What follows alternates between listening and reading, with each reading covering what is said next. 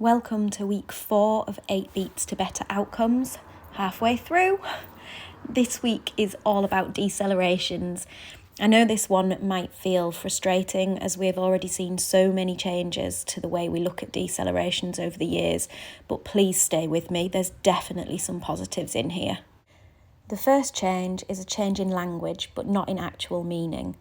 Rather than referring to decelerations with concerning characteristics being seen with more than or less than 50% of contractions, they are now referred to as repetitive if they are with more than 50% of contractions.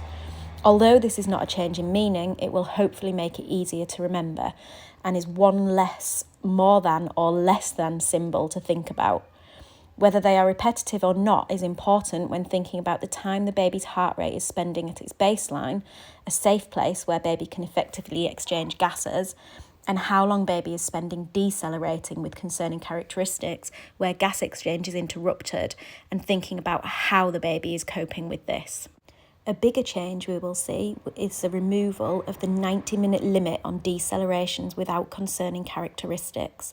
The new guideline states that decelerations that are not evolving to have concerning characteristics are a white feature and therefore fall under a normal CTG classification if all other features are also white. There is no time limit on this feature.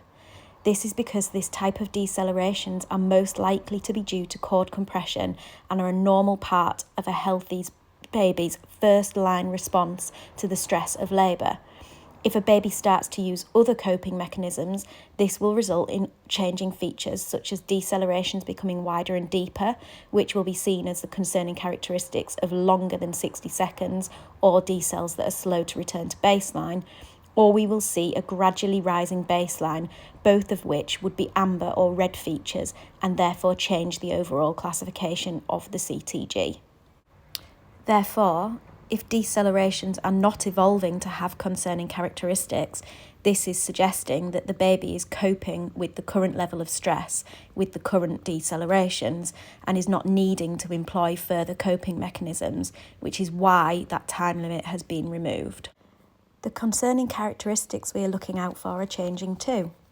Lasting more than 60 seconds, failure or slow recovery to baseline, and reduced variability within the deceleration remain the same. However, the absence of shouldering has been amended to a loss of previously present shouldering, as shouldering is not always present in decelerations, and this is not a concerning feature if there hasn't been a change.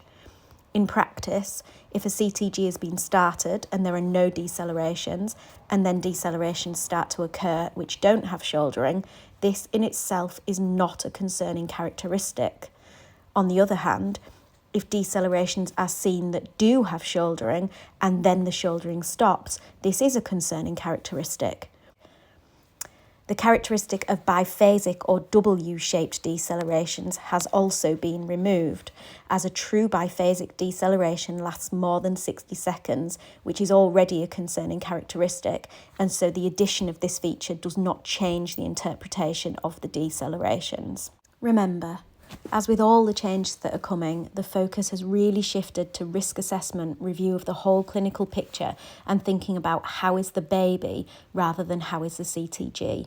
The changes around decelerations are there to think more about the physiology of what is happening to baby and what we need to do to help. For some babies, this will mean less unnecessary interventions, and for some, it will mean we recognise that they are struggling sooner and are able to manage that better. The aim is not to make changes to confuse people, but to make changes that support us to improve outcomes.